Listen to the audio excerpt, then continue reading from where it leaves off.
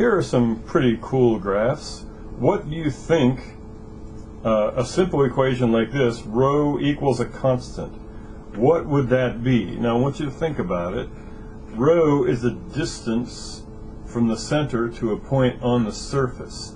And when that is constant, then that means our surface is a... Is it a sphere? Yes. It's a sphere!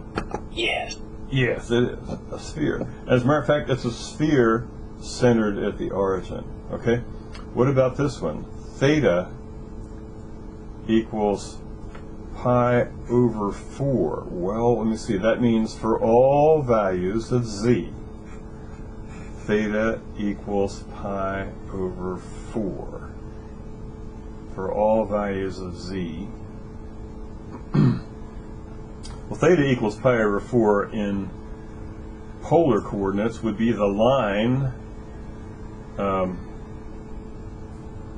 would make an angle of pi over 4 going through the origin, make an angle of pi over 4 the x-axis. But since this is true for all values of z, then it must be a plane. So this one's a plane. What about this one? Phi equals pi over 6. Well, that means for all values of rho and all values of theta, phi equals pi over 6. That's a very good question. What would that be? And the answer is, well, look, here's a picture of it. Rho equals a constant is this nice light blue sphere. Phi equals a constant is this cone. If this angle was pi over 6 between the positive z-axis and the edge of the cone, right, then that would be that particular cone, right? So this actually is pretty accurate drawing. That looks like an angle of 30 degrees there.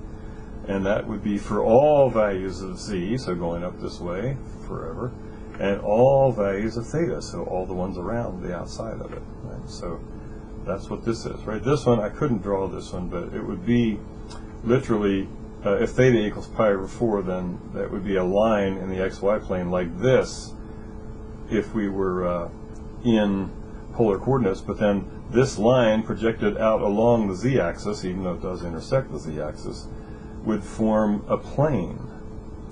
I guess the equation of the plane would be y equals x for all z, right?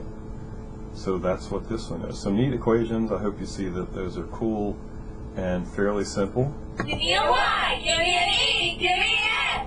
Yeah! I'm glad you get it.